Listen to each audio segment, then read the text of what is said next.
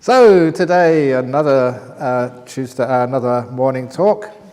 I think there's another talk tomorrow, isn't there?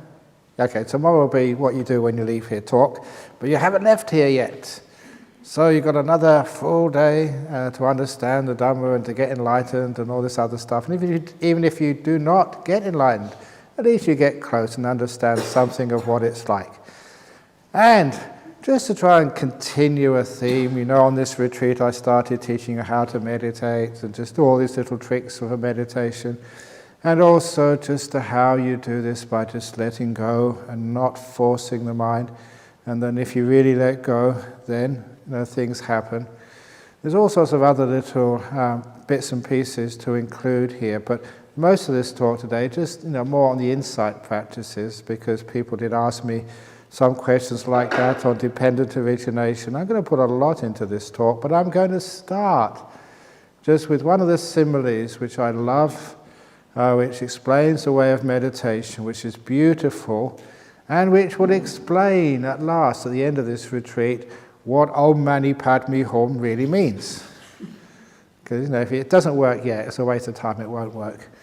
So, and it's a very wonderful simile for meditation, and it is complementary to Ajahn Chah's simile, which is sitting under the mango tree. Now, with the two things you're supposed to do under the mango tree, sit still and just open up your hand. And I always interpret that, open up your heart. And many of you have heard me say this simile before, but it's good to remind you of it, of the simile of the 1,000-petal lotus. Because Om Mani Padme Hum, the Om and the Hum are just words like we do Namo, like Namo Tassa or Namo Buddhaya. It just means like homage to, like worship, respect to.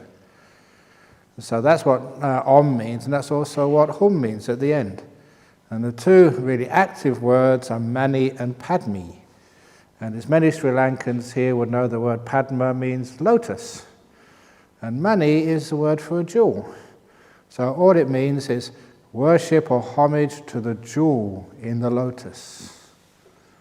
And that's what it means by words. But what does that really mean? Sort of in practice, what is that referring to? And this is a simile in meditation called the 1,000-petaled lotus. A lotus closes up at night time.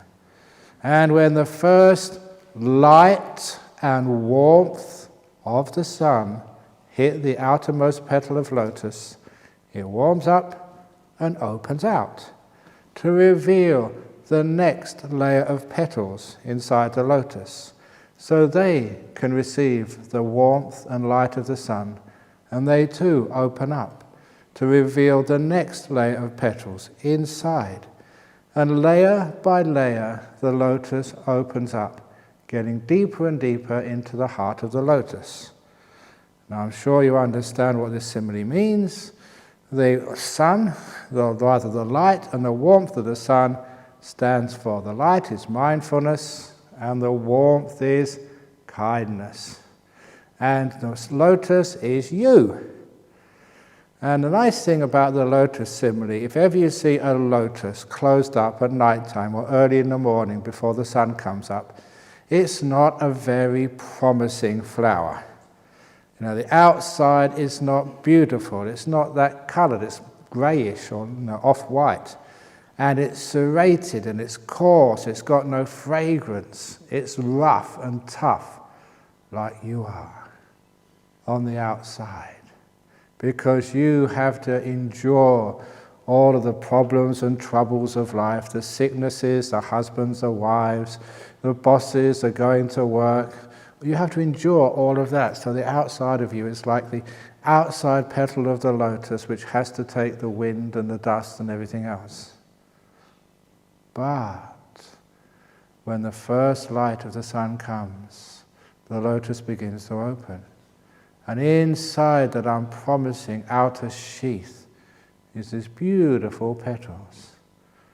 And inside each one of you, believe it or not, is this whole series of ever increasingly beautiful and fragrant and refined petals. Even when I said I went to see prisoners in jail, On the outside, they were rough and coarse, really rough. But as you open them up, you find all these incredible, beautiful petals inside. And how do you open them up? With mindfulness and kindness. That is all you need to do. And with the simile of the lotus, the deeper you go, the more fragrant, the more beautiful, and even the more delicate are those petals. So in the simile of meditation, you sit here, just being mindful, just being kind to whatever you're experiencing right now, no matter how coarse it is. So you sit here just with your eyes closed, just being aware and kind to your body. Kind to your body means you just get into a nice posture. Now you scratch what you need to scratch. You do whatever you need to do to make the body comfortable. And when the body is comfortable, that coarse part of the body vanishes. The lotus opens up. And the next area you see is this mind inside of your body. Now this is figuratively speaking. You're aware of your mental world. And the mental world is just so restless, it's all over the place, thinking and planning and remembering all the pain of your past. And you don't do anything with it. You're just aware and kind.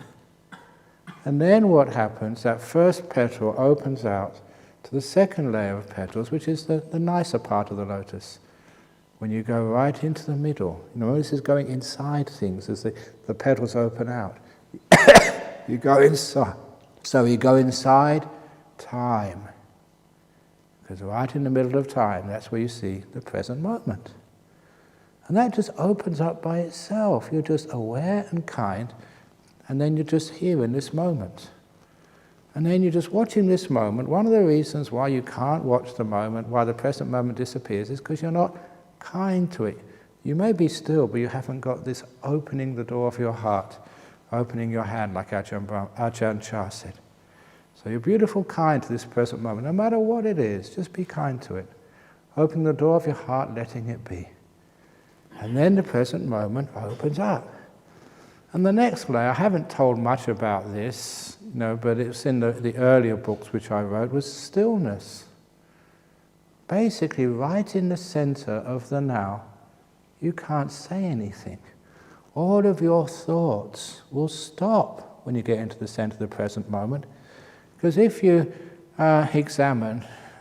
look back upon your thinking process, it's all to do about plans or fears, all to do about what happened in the past, or all to do with fantasies. When you're actually right here in this moment, there's nothing much you can say about it. You can say about what happened in a moment ago, but what's happening here? If you really are here, you have no choice but to be silent. So the lotus opens up just through mindfulness and kindness, from being in the present moment to being silent. And you're just aware and kind of that. You don't do anything.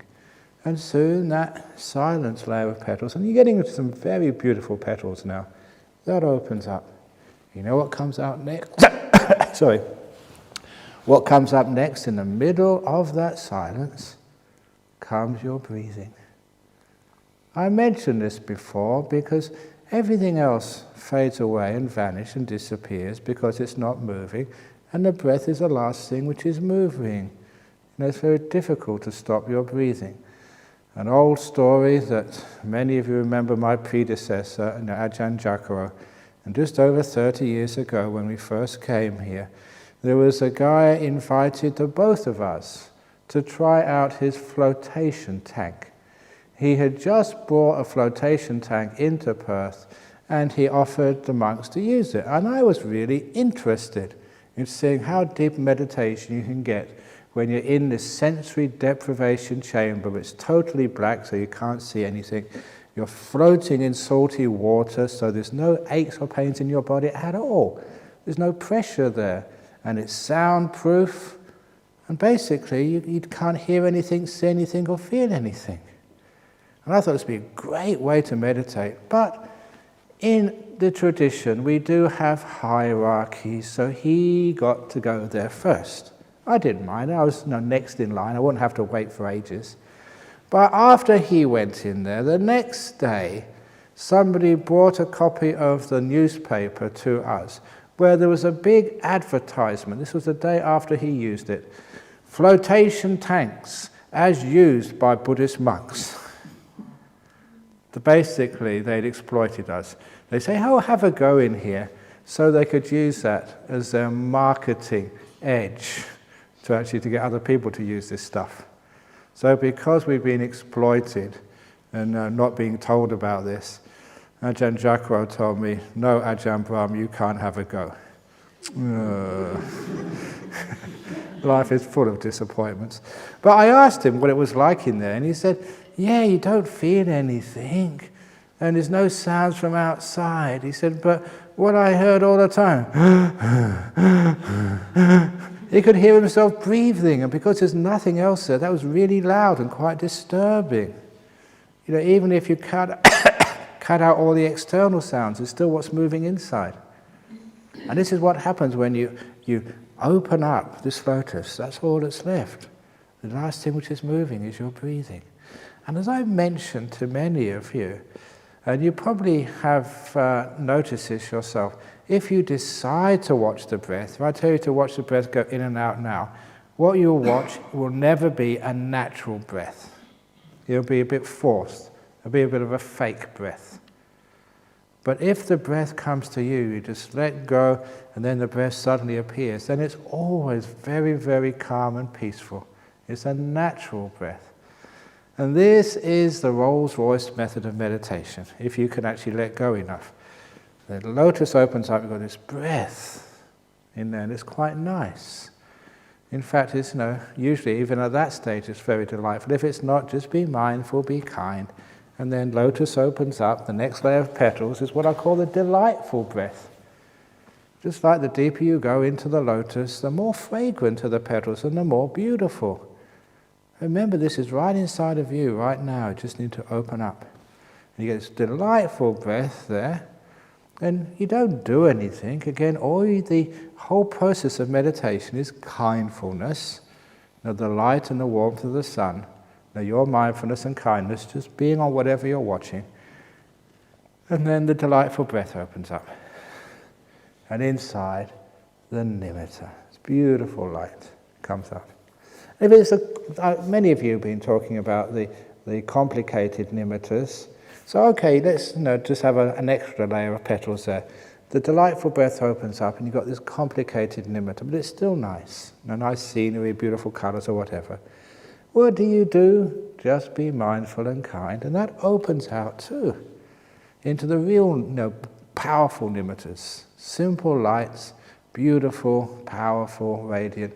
And again, the deeper you go, the more refined are the petals, the thinner they are. The softer, the more beautiful, the more fragrant they are. Because you're getting closer to the jewel in the middle of the lotus, the Mani Padme.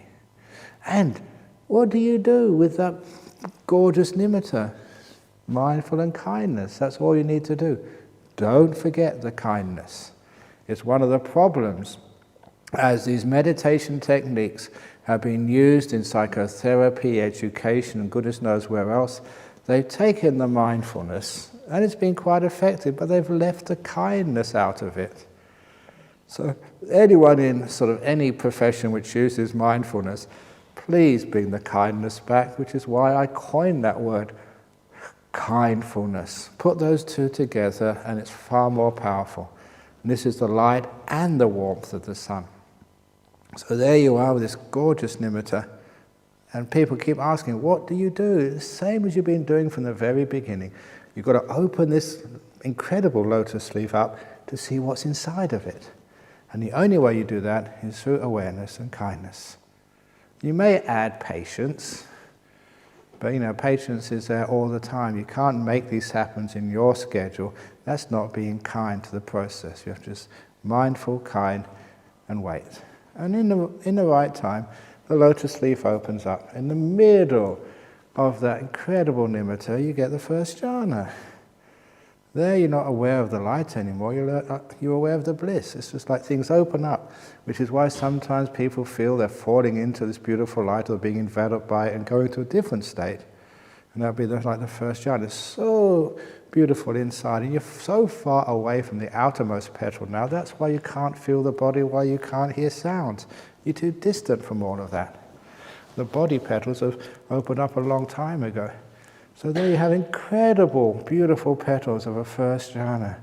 And for those of you, maybe you haven't had a jhana yet, but you study about it, is an often question comes up, to get to the second jhana, do you have to go through the first? Or you can just skip the first and go straight into the second jhana. This simile of the petals of a lotus answers those questions very simply, because the second jhana is always right in the middle of the first jhana. It's like a special case of the first jhana. So you've got the first jhana petals. You can't do anything now anyway. All you are is mindful and kind, which has just been your habit for a long time. You can't decide to do it. That's what's there. And the mindfulness and the kindness opens up the first jhana. You go into a second jhana. Something disappears. And it's the same from the second to the third. That opens up.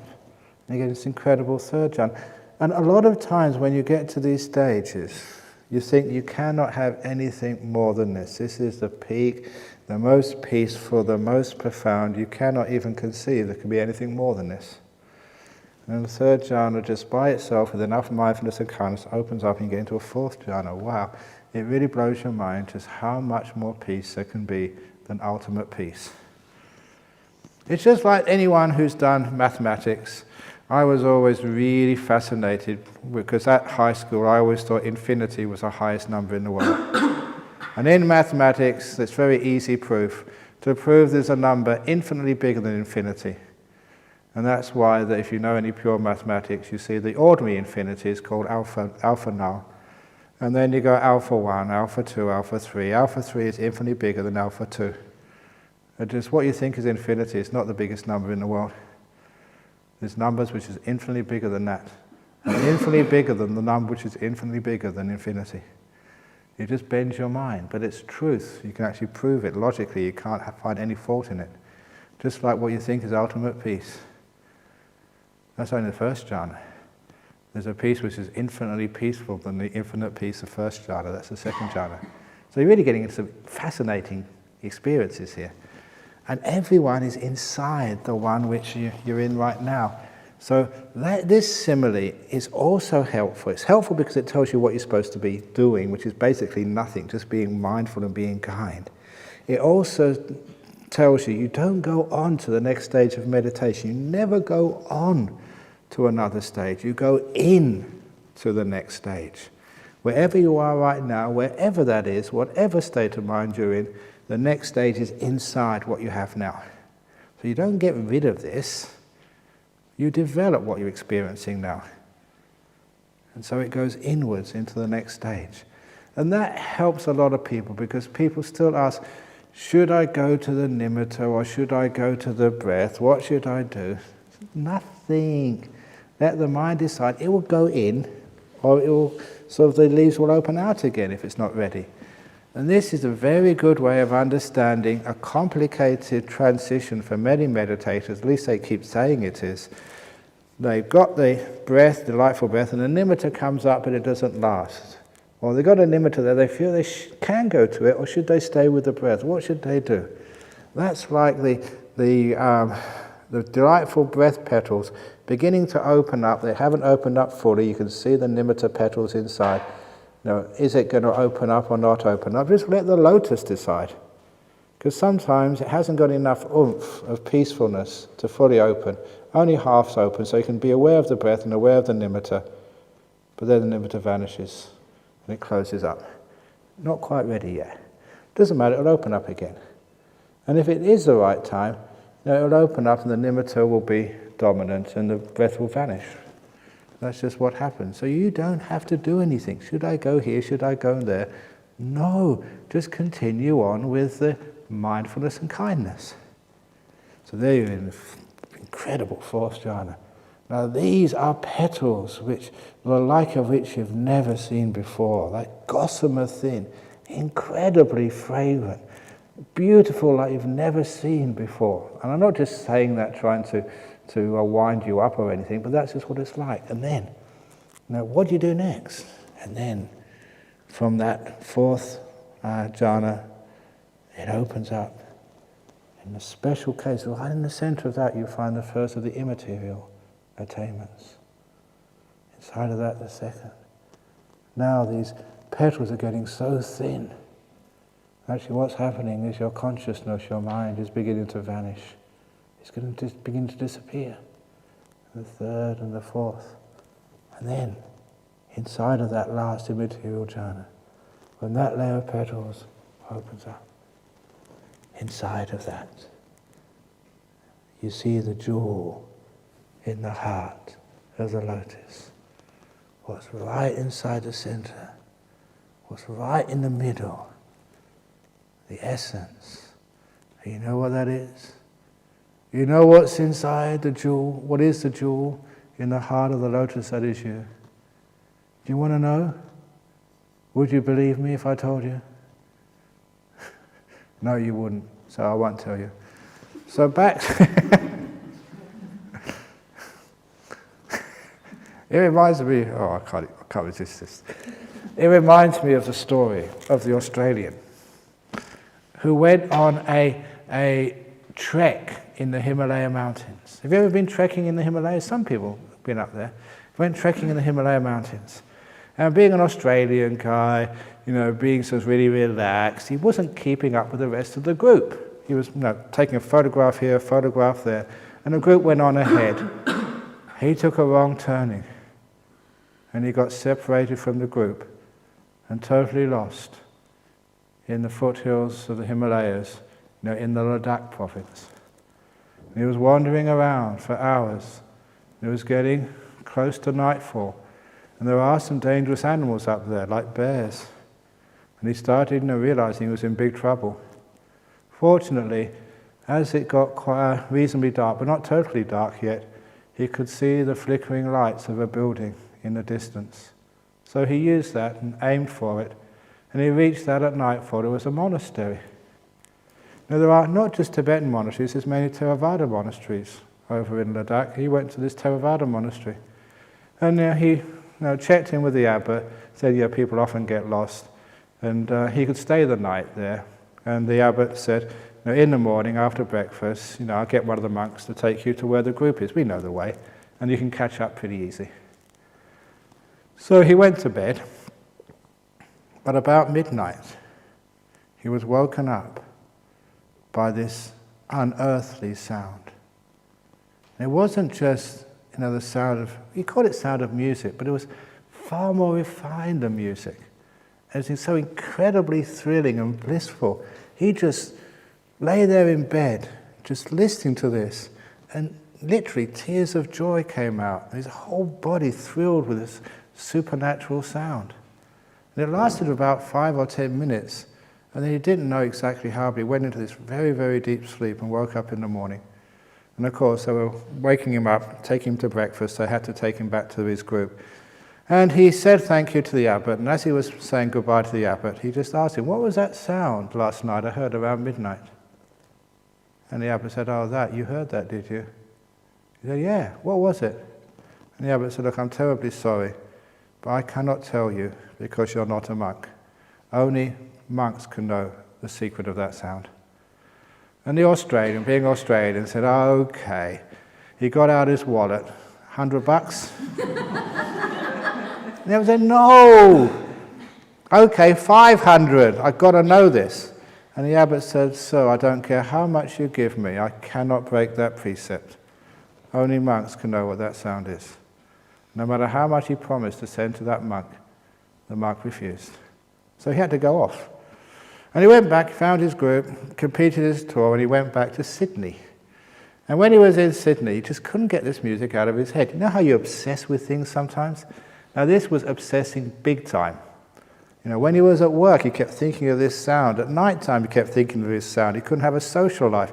He went to a psychotherapist. And the therapist gave him all these mindfulness-based techniques. Nothing worked. And he was driving him crazy. So 1 year later, he was back in that monastery.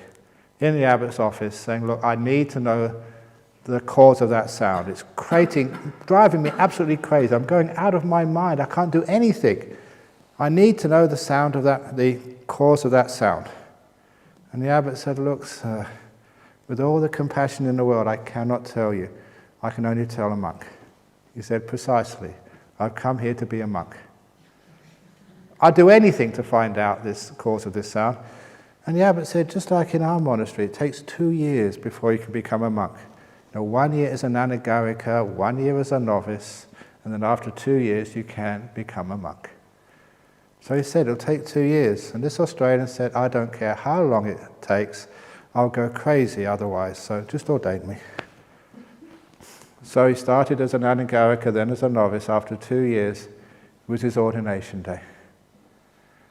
And after he ordained, the first thing he asked the abbot, I'm a monk now, I've waited 3 years for this.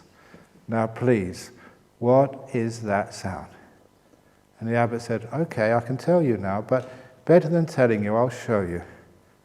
Come to my room just before midnight, and I'll show you. And this guy was so excited. This was what was driving him crazy for 3 years, and now he was going to have his question answered. You can imagine the anticipation. So he was there about 11 o'clock, an hour too early.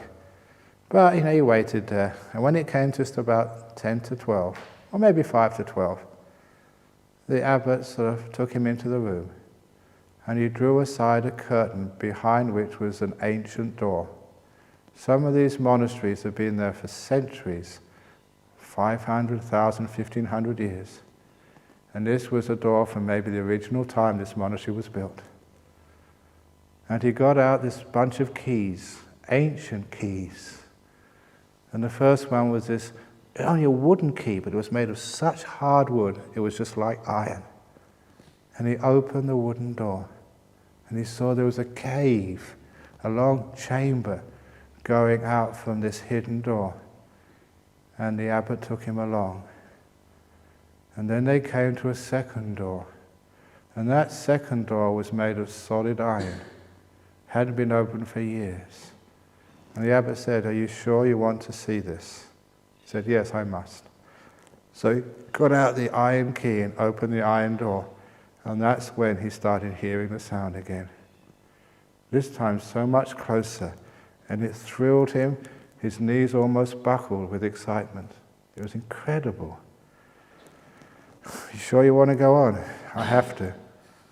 And then they came to the next door, which of course was getting much more valuable. This was made of solid silver. It would be worth a fortune if it was taken to a place like Australia and sold.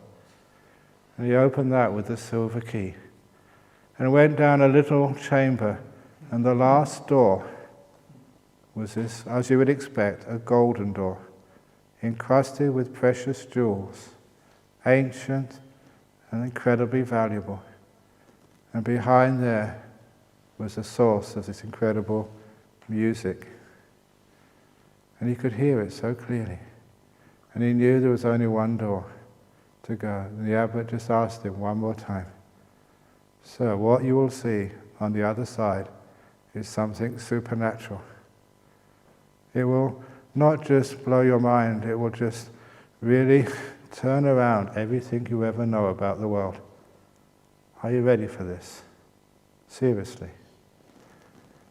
And he thought, because this was not a light question, and he thought if he doesn't see this now, he will regret it and he'll be crazy for the rest of his life. If he does see it, he might go crazy. Nothing to lose. He said, "Open the door." And so the monk, the abbot, took out the golden key and opened the door. Wow. You know what was behind the door? I can't tell you because you're not monks.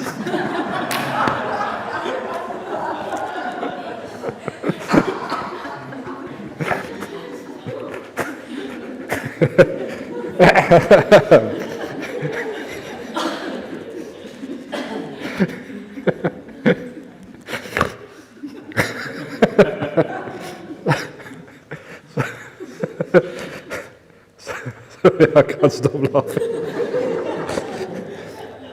So I apologise for winding you up. But I did enjoy it. If you haven't heard that story before, the first time I told that story, when no one knew what it was going to end up, I'd say, well, howling with laughter afterwards. But anyway, the jewel in the heart of the lotus. It will drive you crazy if you knew what it was. You would not understand it. You would not even admit it. Because that brings me to the answer to that, with the jewel in the heart of the lotus. And now I go backwards or forwards to that great story with Ajahn Brahm. When he would come to our monastery once a week, just the last year of his life, to have a sauna. We built a sauna for him. Sometimes compassion and selfishness all get mixed up. Compassion because we wanted him to be healthy, but selfishness, if we built a sauna in our monastery, he'd have to come to see us, and which meant we'd get a talk once a week. Perfect. That was the plan from the beginning, and it worked. So he would come once a week to have his sauna, but he'd give us a talk first of all. And I mentioned, I think last night, that some of his talks were hopeless. Some of his talks were incredible. It was totally just uncertain whether it would be a really good one or not. On this day, a brilliant talk. It was so amazing that afterwards you felt so inspired, everything was so clear. And I just thought, instead of going to help my teacher with his sauna, there's other monks can do that, I was going to go behind the hall and just meditate quietly. He meditated for an hour and a half, 2 hours, and really deep, beautiful meditation, which happens when you get inspired. Inspiration is a great cause for deep meditation. If you've got your favorite talk or a passage in the book which really gets to you, try playing that before you meditate, and it really gives a huge lift of energy. So I got a brilliant meditation, and when I came out afterwards, I decided to see if there's anything I can do for my teacher. So I walked towards the sauna. Ajahn Brahm was coming the opposite direction. We'd have to pass each other. And that's when he stopped and stared. Now, sometimes a good monk does read your mind, but only when it's worth reading. And that time, the rare opportunity, my mind was worth reading. It was very peaceful, just come out of a beautiful meditation. It's amazing the feeling, you know he's doing this, and you're totally open, read everything, because you're so peaceful, so kind, and so just still. So, you got it right inside, you could feel that, and just reading my mind. And then he realized I'd had a really nice meditation. So he decided to see if he could enlighten me. And he looked into my eyes with incredible strength. Some of these monks are just so forceful when they need to use it. He's just holding you there. Brahmawangso. With force. That was my name. Ajahn Brahm is the shortened version. Brahmawangso. Why? And that's what he said. My answer was, I don't know. I was stupid. And then the lovely thing with these great monks, when you're stupid or you make big mistake, you make a fool of yourself, they just laugh their heads off. And he was laughing and laughing and laughing.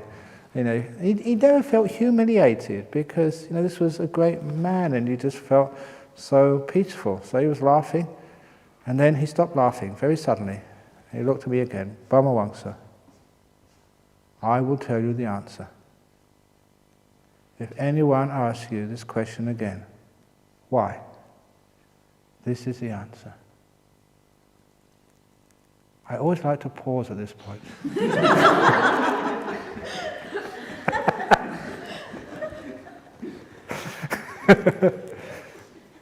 This is the answer to the question why. There's nothing. There's nothing. My me arai. And he looked at me and said, Brahmawangsa, do you understand? And I said, yes. He said, no, you don't.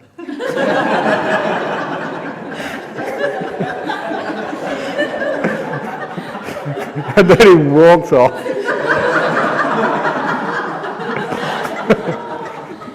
Oh, the wonderful time with your great master. which is so open and so honest, but it's so powerful. But of course, when you have an experience like that, you don't forget it. I can actually visualize it now on just the two Thai men who were with him. The answer to the question why, there's nothing. Do you understand? No, I don't. So that's a jewel in the heart of the lotus. There's nothing. There's nothing. Do you understand?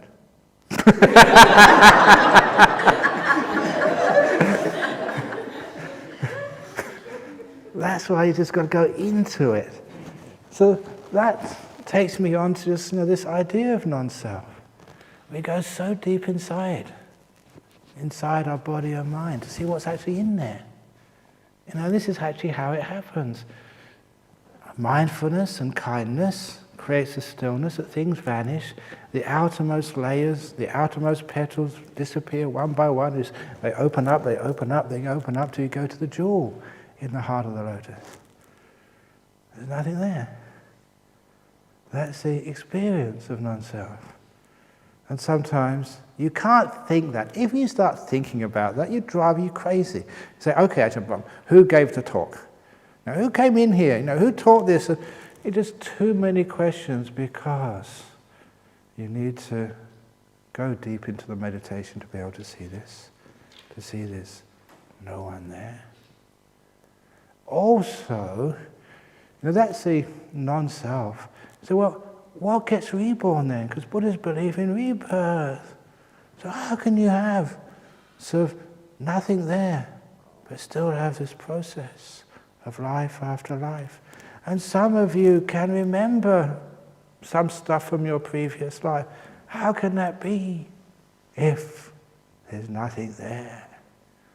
And that is precisely what the Buddha called about the process of dependent origination, how rebirth can happen without a soul.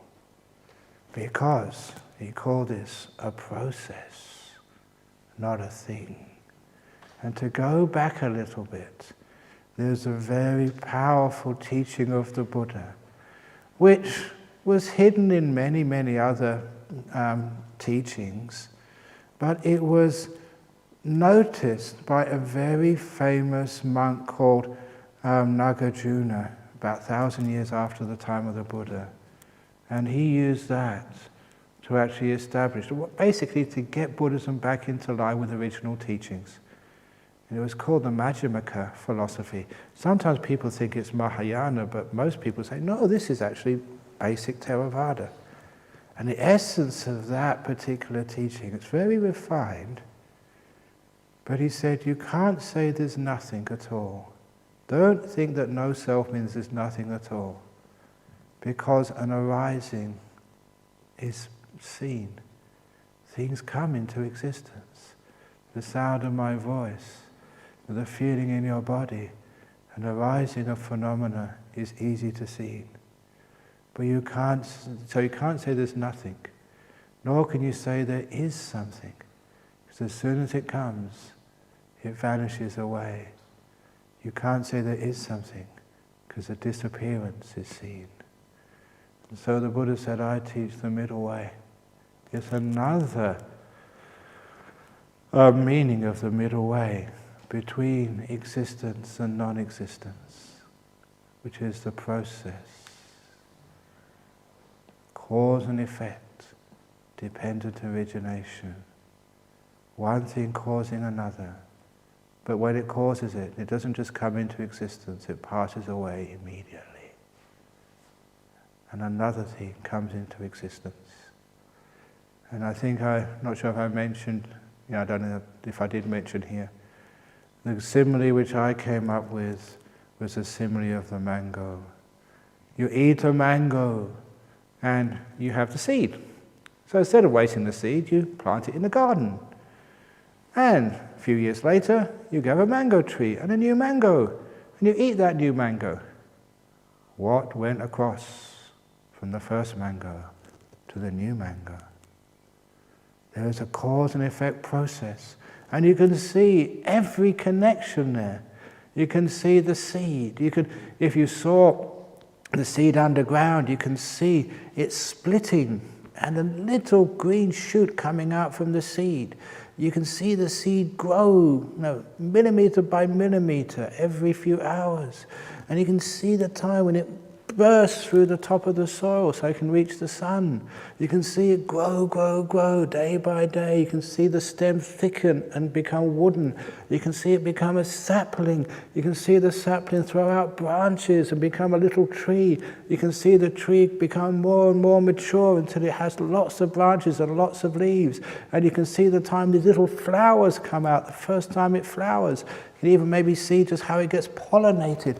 And then you can see those little flowers, the bulb at the beginning of those flowers begins to swell, and the flowers get smaller and wither, and the bulb at the stem becomes fatter and fatter, and it's a green mango.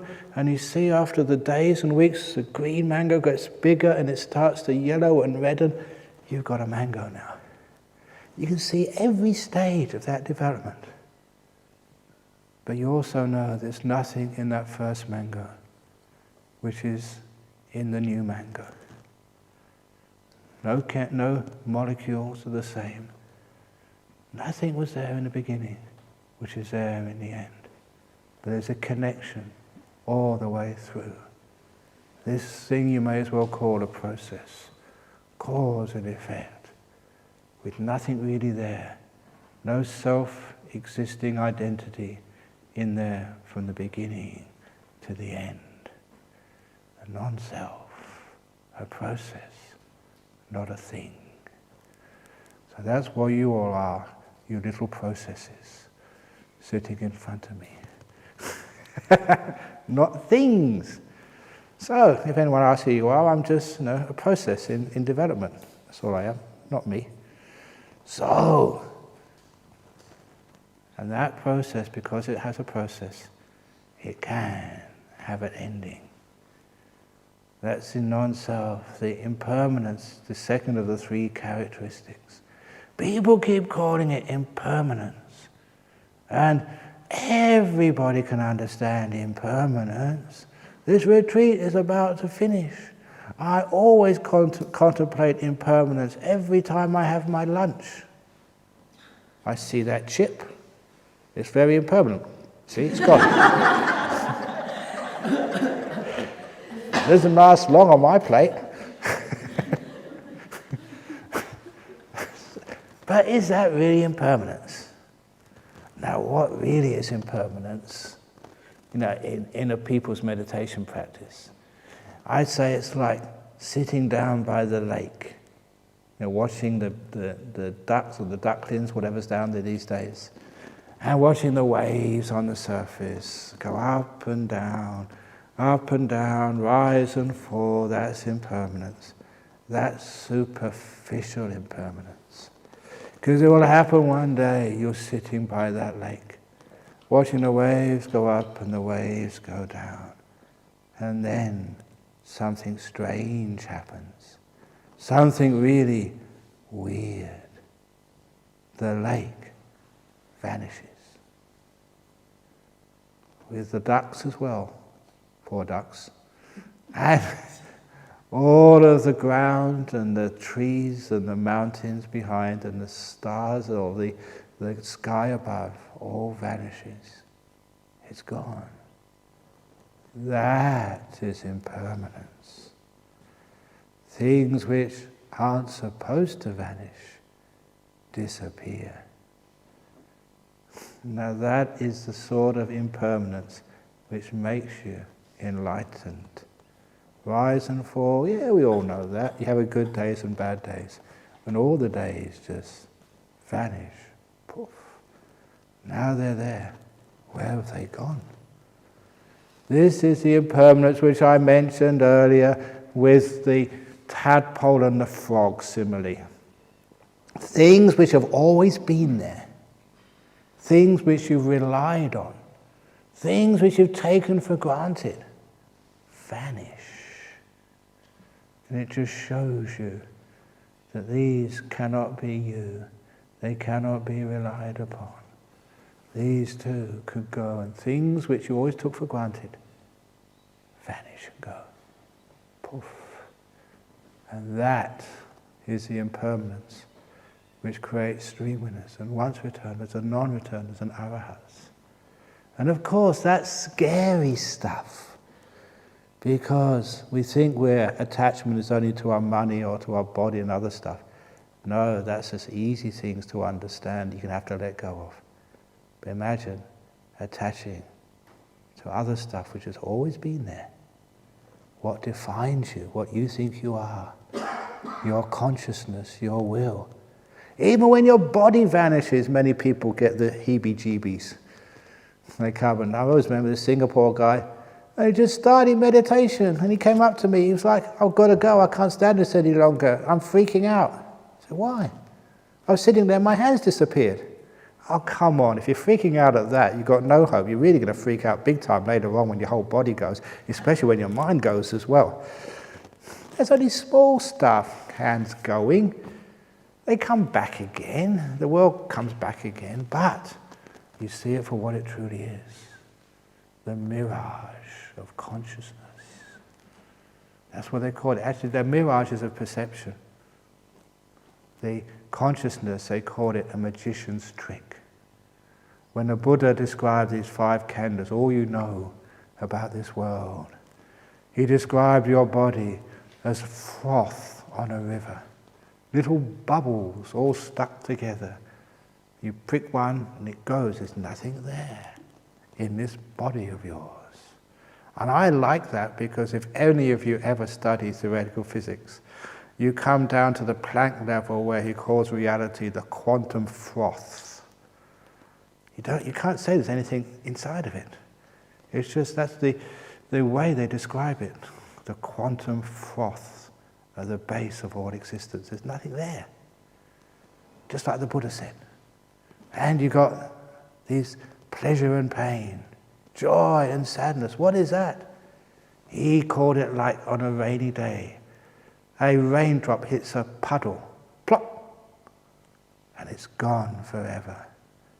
That's like the very famous Scottish poet, Rabbi Burns. Pleasures are like poppies spread. You pluck the flower, the bloom is shed. Because these flowers are poppies. As soon as you take it out of the ground, the leaves fall off.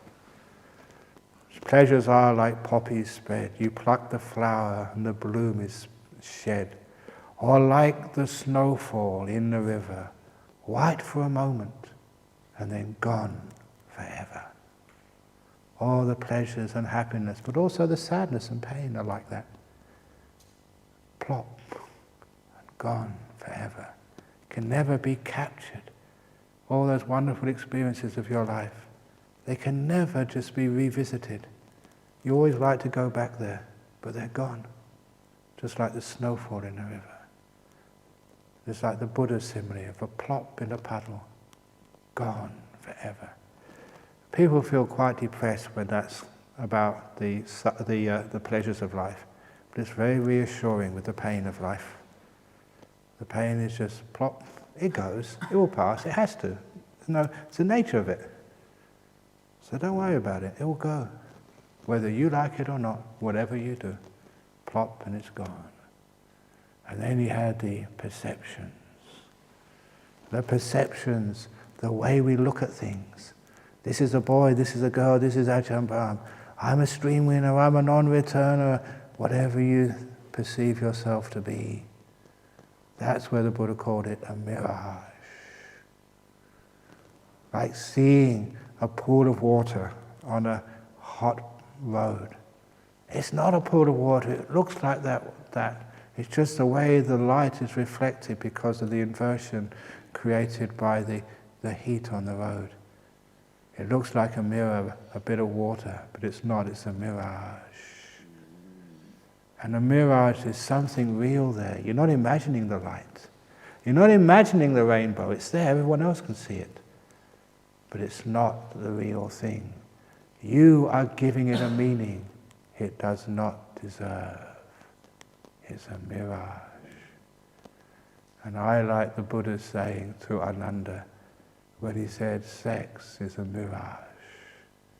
You take it to be pleasure because of your cultural conditioning. And you experience it as pleasure. But he said it's not. It's a huge irritation. And I like saying things like that because it's so confronting. People say, Ajahn Brahm, you've gone too far. Sex is pleasurable. But we are willing to question everything. Is it? And you ask neurologists. Apparently, I remember people gave me articles when I started talking like this. And apparently, people are, I don't know how they've done this, they put these gizmos on the brain while they're having sex. And they've actually shown the parts of the brain which light up are the same as the pain centers.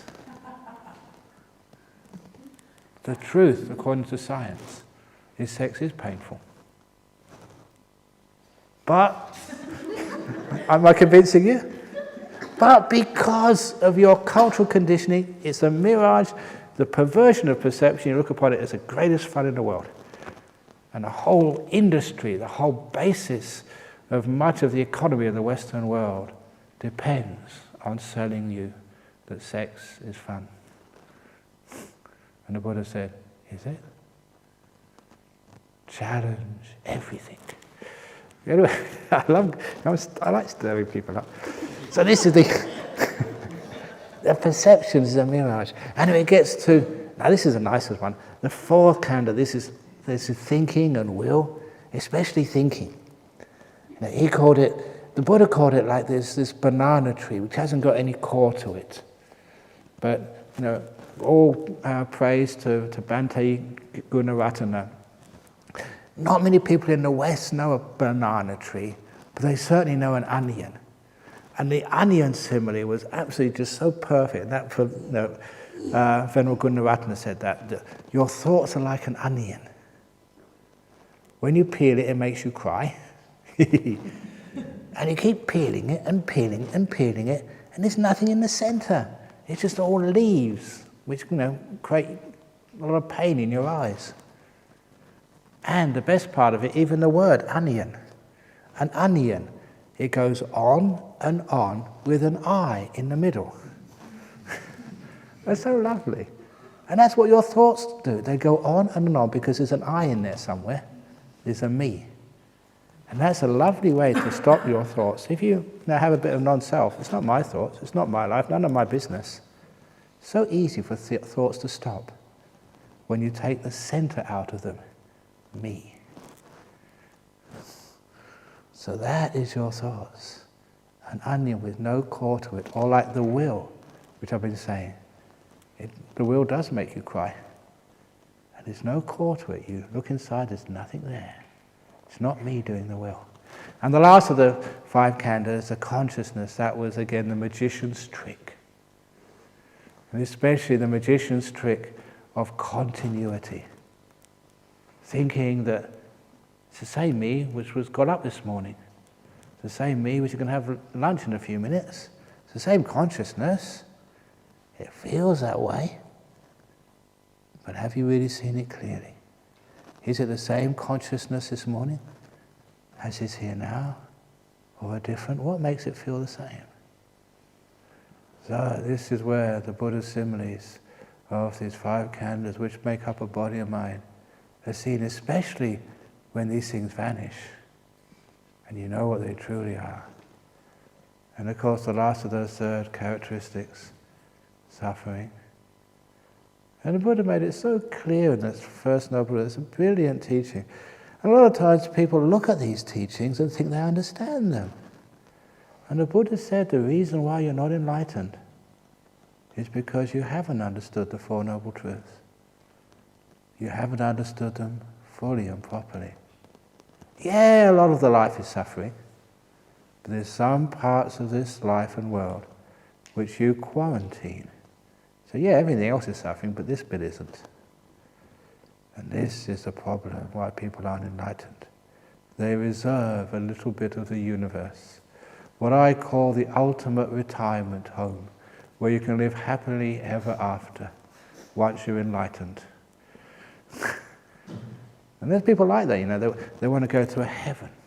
Because in heaven, once you do the right things, you go to heaven, then you live happy ever after. It's just the old Cinderella and Prince Charming myth. It's just a boy meets girl, they go through lots and lots of troubles in life. That's just Hollywood movies.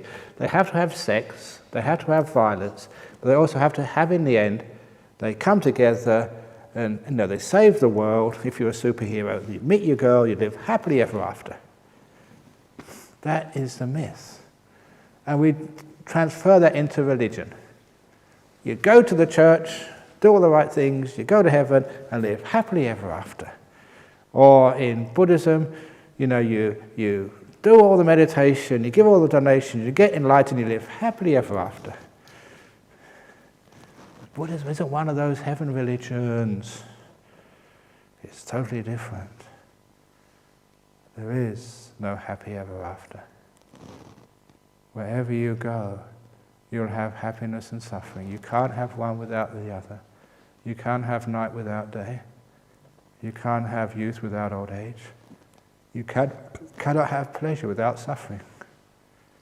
In fact, all happiness ever is a pause between two moments of suffering. All suffering is a pause between moments of happiness. No more. Check it out. So the only way there can be real peace, real happiness, is the ending of all this, stopping. That's where you understand what suffering truly is. Suffering is not having hay fever, or having a sore tummy, or not getting the food you like when you have lunch in a few minutes. Suffering is not sort of being argued with, or it's not saying, I don't agree with this. That's not real suffering. The real suffering is being. I'm only giving it to you full on. To be is to suffer. To be or not to be, that is a question. It's not a question. That Buddha answered that a long time ago. Think about it. Do you want to continue being? If you do, you'll have to endure suffering. To be is to suffer. It's called bhavadanha, the craving to be, the last and most powerful of cravings. You'd rather be and suffer than not be at all. So, that is the jewel in the heart of the lotus. There's nothing there. So, are you ready to open the lotus? No. No, thank you, I'm out of here. I'm not going to come on these retreats anymore, this is freaky. I want to be, I want to suffer. So this is actually just the three characteristics. Anatta, dukkha, anatta. Now I don't expect you to agree with this. If you did, enlightenment wouldn't be profound. If you could understand it, then everybody would become enlightened.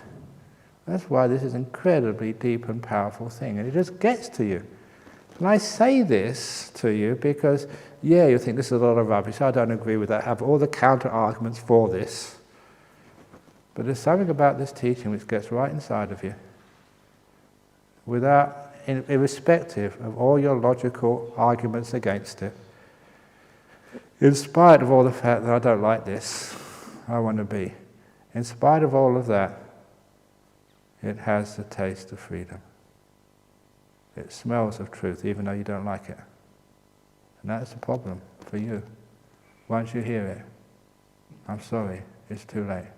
You shouldn't have come here. It gets inside of you and you can't get rid of it.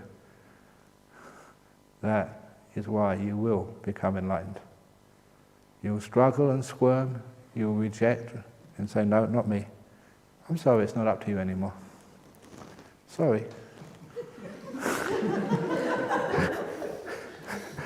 Sadhu, sadhu, sadhu.